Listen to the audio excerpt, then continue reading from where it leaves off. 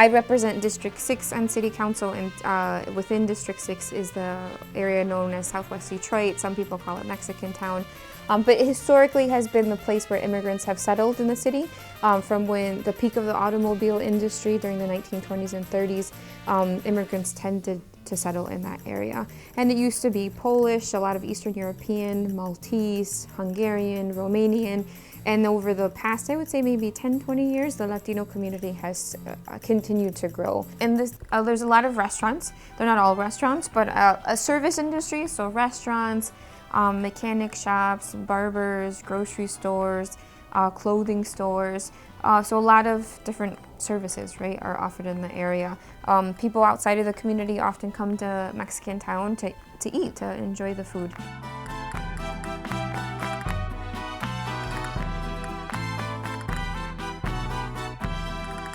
We have that sauté with tomatoes, jalapenos, onions, scrambled eggs. So that would be like one of our breakfast menus. Another one that I can think of would be chiles rellenos, which is stuffed poblano peppers with steak, cheese, with tapu cheese, rice and beans. I could just kind of go over the whole menu. There's so many things. Everything that you'll find in our menu will be traditional Mexican, from tamales to tacos, burritos, and then we do a little bit Tex-Mex as well. So some of the hard shell tacos, some of the more flour tortillas, which is more towards like up north Mexico and Texas. So we definitely mix both, and then our seafood menu as well. We do some of the stuff more like in the coastal area of Mexico. So I think we pretty much cover the whole area in Mexico and our different kinds of cuisines. So that's the good stuff in there.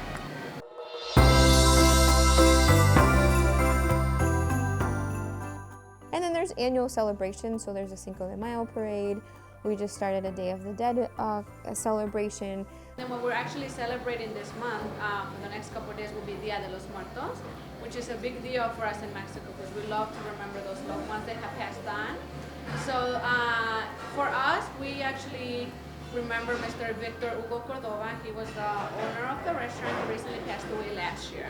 So we do set out a shrine for him. So it is led to believe that on the 2nd of November, they get a chance to come back and visit their loved ones. So when we set out their shrine to honor them, we also do stuff like put out their favorite food. So it kind of just evolved into like a whole festivity kind of thing. We don't like to think as they passed on and we're sad that the fact that they're gone, but we like to think that they moved on and they're, you know, in a better, happy place. So that's kind of what all this represents. They're having a party, a good time, wherever it is that they might be. And like I said, we set some of the stuff, like as this one you can see, you know, his favorite beverage was a Diet Coke, so then we set out a Diet Coke for him. Like I mentioned before, we set out the candles for them to kind of light the way on their way here, on their way out. I think with Southwest Detroit, where Mexican Town is specifically, it's kind of the mixing of those different immigrant communities with American communities and the mixing of those cultural characteristics. The reason why you see us dressed like this, we kind of blend two cultures together. As we all know, it was Halloween yesterday, so everybody's kind of used to dressing up, being something different. So we're just kind of blending our culture of Day of the Dead and the whole sugar skull things and blending it with the whole dressing up for Halloween.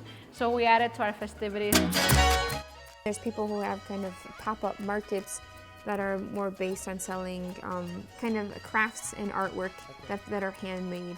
And again, I think that draws a lot of people, the strong artist community in Southwest Detroit to bring people there. I think that just Southwest, as you said, Southwest Detroit is very unique to other parts of the city, and sometimes it is easy to feel like you're not necessarily in Detroit, or it is a different type of vibe when you enter into that community.